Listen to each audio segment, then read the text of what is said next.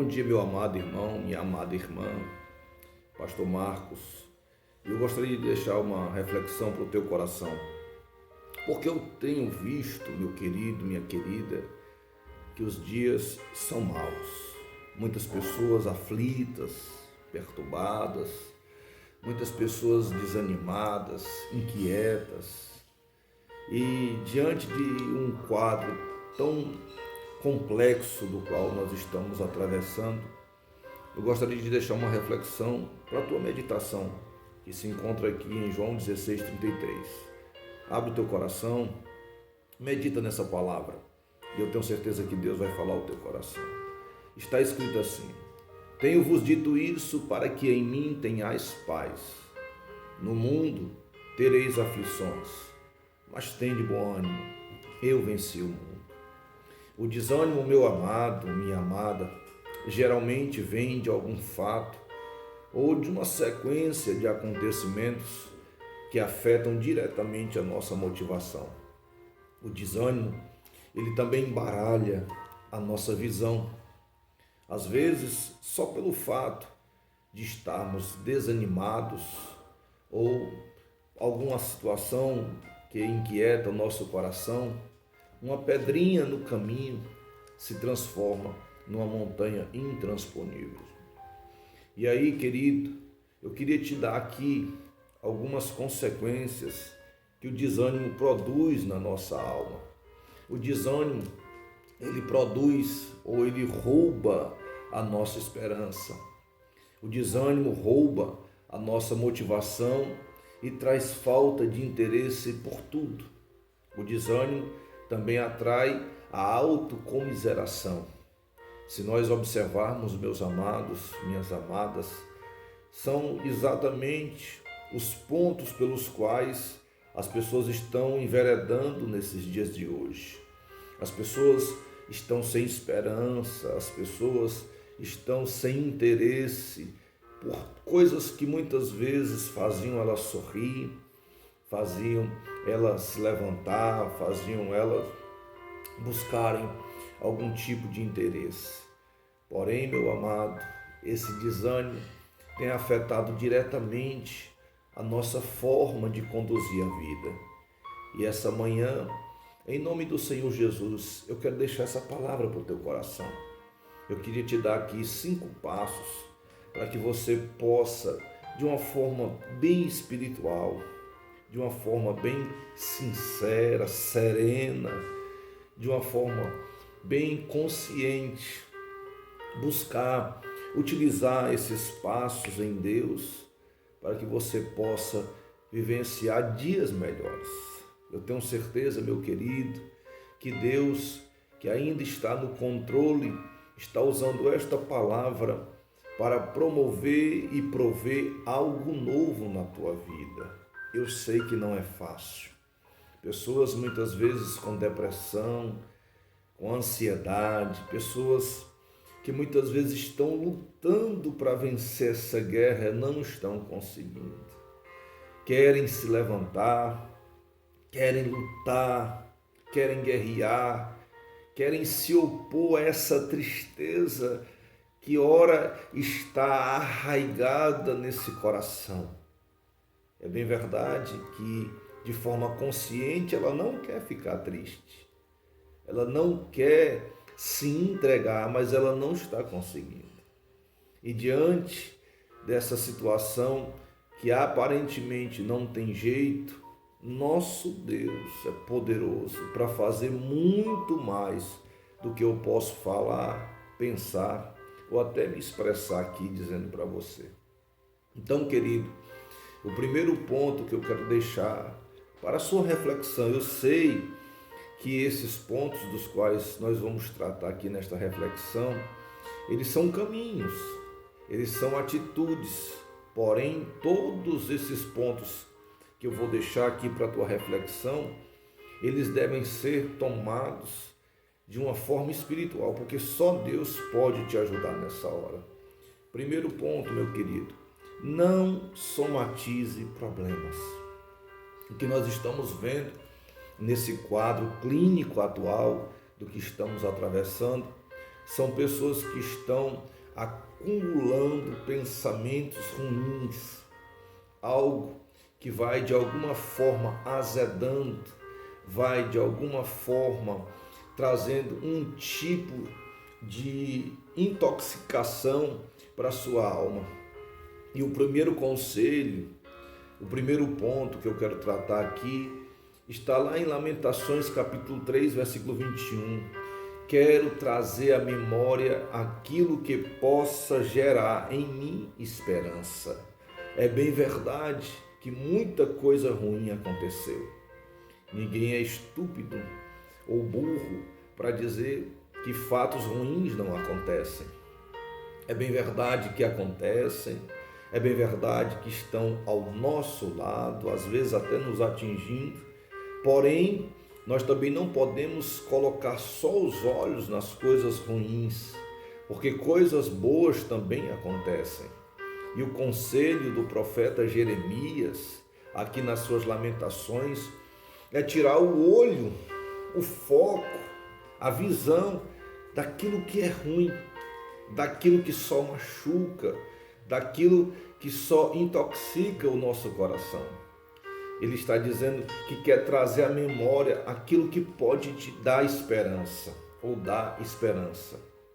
Querido, se nós começarmos a olhar a vida, não só de forma otimista, mas olhando para Deus, olhando para o seu poder, olhando para a sua glória, olhando para a sua autoridade, é bem verdade que muitas dessas coisas que nós considerávamos ser ruins, produziram em nós coisas boas.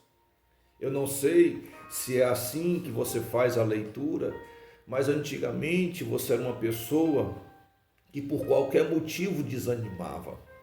Por qualquer circunstância você desabava. Porém, diante de uma sequência de fatores que foram negativos aos teus olhos naqueles dias, produziram em você uma robustez, produziram em você algo que te fez ser uma pessoa mais forte, mais firme. E diante disso, meu querido, se você parar para analisar, hoje você é uma pessoa nova. Hoje você é um homem, uma mulher diferente. Porque não é qualquer coisinha que te derruba. Não é qualquer coisinha que vai fazer você retroceder. Então comece a se apegar no que diz a Bíblia, que a bênção do Senhor enriquece e não traz consigo desgosto. A bênção de Deus, ela está promovendo em você uma pessoa mais perseverante, uma pessoa mais firme, uma pessoa mais forte. E se você olhar para trás, se você olhar para o retrovisor da história, você vai ver que hoje você é uma pessoa que tem uma conjuntura, uma estrutura diferenciada. Então, não coloque na sua cabeça só fatos ruins. Tire, extirpe da sua forma de pensar essas coisas negativas e passe a mentalizar, a pensar, a deixar ser gerado em você algo que te dê esperança. E eu tenho certeza que se você começar a colocar isso como uma conjuntura de posicionamento, a sua vida vai ser diferente. Aquele que leva a preciosa semente chorando e gemendo, trará com certeza consigo a sua recompensa. Porque quem vai, ele vai de cabeça baixa, vai chorando, vai gemendo, vai triste, porque aquele momento é o momento do plantio, aquele momento é o momento da dor, o momento do desânimo. Porém, a volta é diferente, a volta é de cabeça erguida, a volta é trazendo consigo a recompensa daqueles dias difíceis. Então comece a se apoderar dessa palavra e saiba que Deus ainda permanece no controle. Louve a Deus e pare de ficar ocupando os teus pensamentos em coisas desagradáveis, ruins, que causam pesadelos, que causam azedume, que causam infortúnios na tua alma. E eu tenho certeza que, se apoderando dessa palavra, você vai conseguir se levantar, vai conseguir se posicionar, vai conseguir dar a volta por cima. O segundo ponto, não menos importante do que esse, é ter reservas. Querido, tudo na vida se faz necessário ter reservas. A Bíblia diz em Eclesiastes, capítulo 9, versículo 8, em todo tempo sejam alvas as tuas vestes, e nunca falte óleo sobre a tua cabeça. Entenda, meu amado, que se você estiver diante de um conflito, de uma afronta, de um confronto, de uma situação ruim, e que o nível do óleo baixar, você vai ter à sua disposição reserva espiritual. E se você estiver no limite, você pode recorrer a essa reserva. Você pode recorrer a esse óleo extra, a esse azeite extra, que pode ter certeza vai te auxiliar quando você já estiver no limite. Sabe por quê? Porque o nosso Deus é o Deus do suporte. O nosso Deus é o Deus que age de forma preventiva. Ele age antes para que nós tenhamos condições de bater de frente com o nosso adversário, com o nosso oponente, com o nosso gigante e poder vencer. Lembre-se, Davi, ele não levou só uma pedrinha para lutar contra o gigante, embora só uma pedrinha tenha resolvido, mas ele levou mais 4 de forma extra. Eu sei, meu amado, que há um princípio espiritual nessa questão. Portanto, que você sempre tenha óleo extra.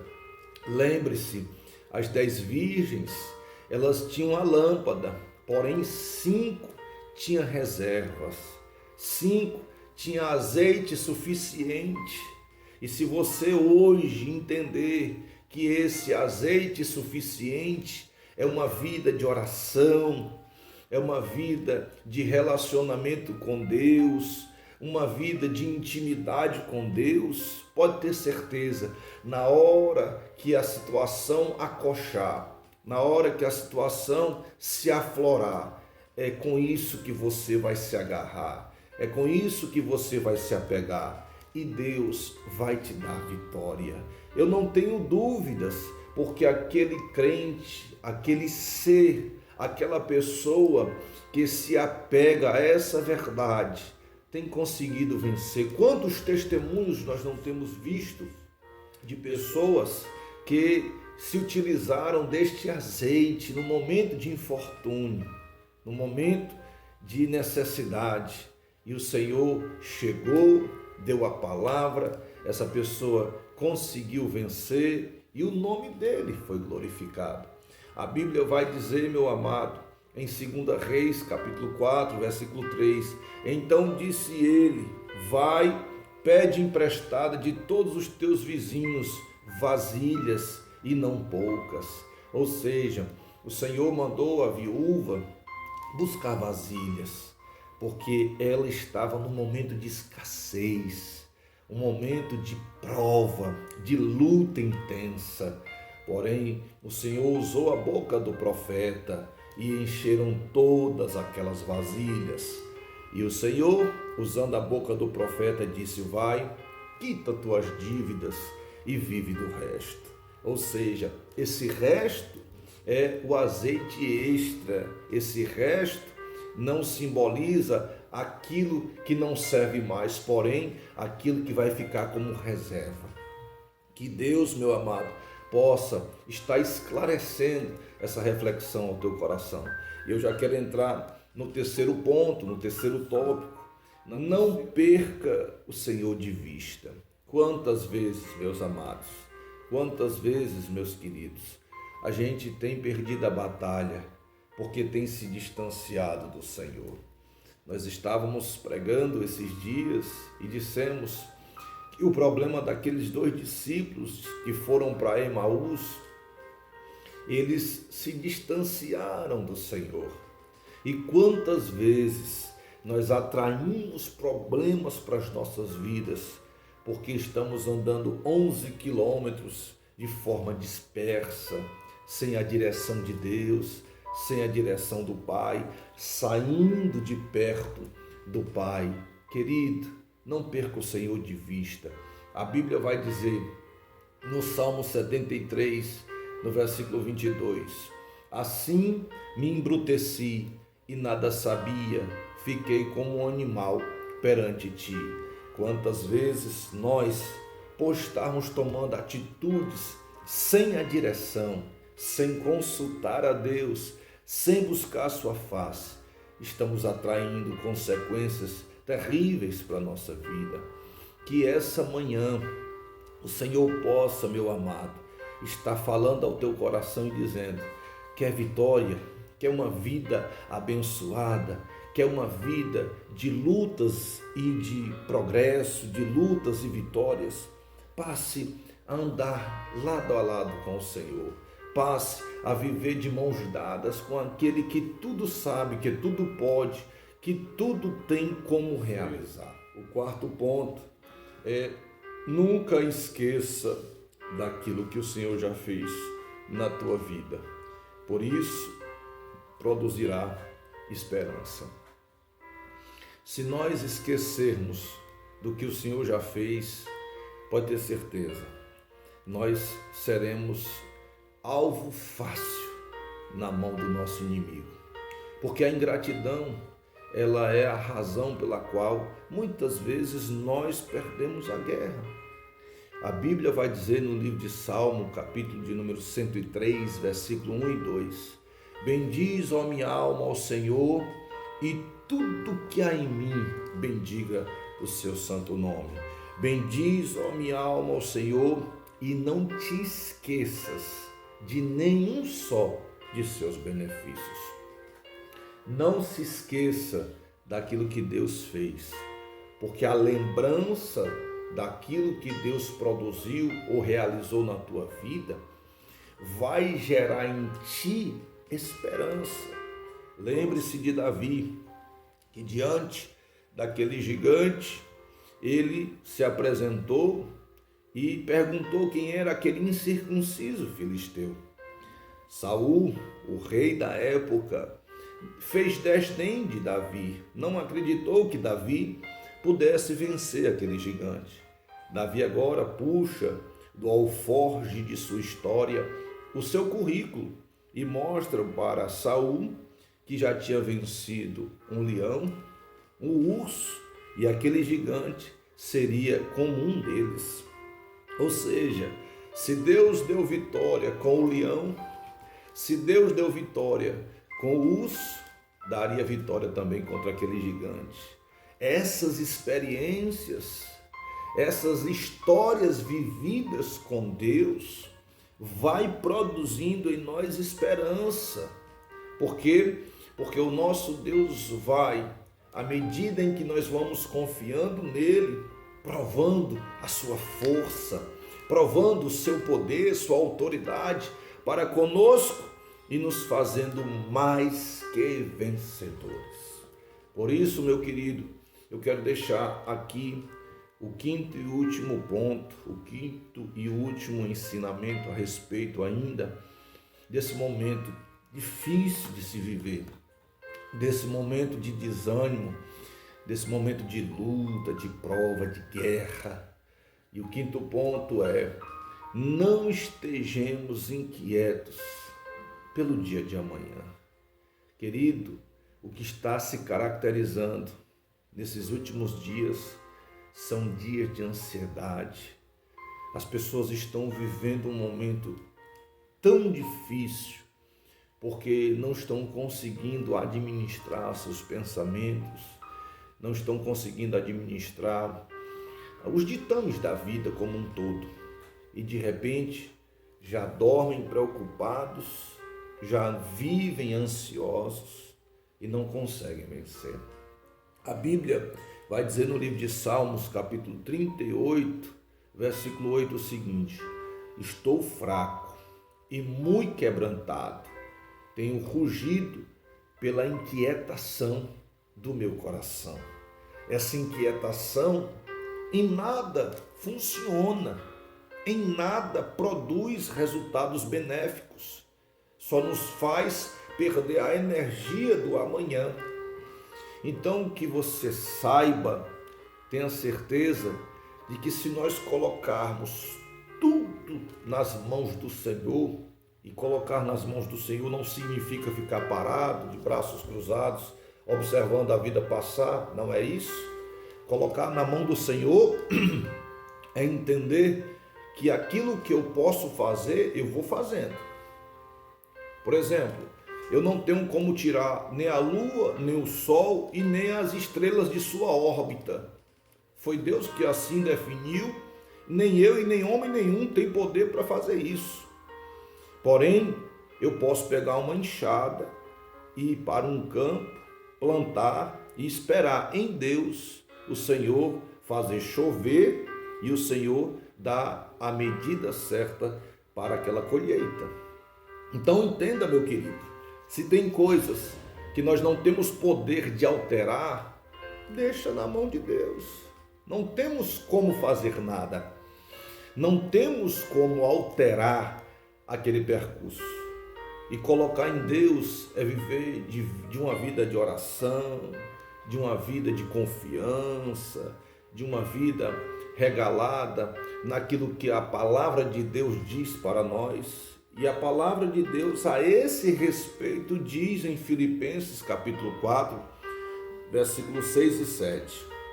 Não estejais inquietos por coisa alguma. Note, ele não faz reservas por coisas que eu posso me inquietar.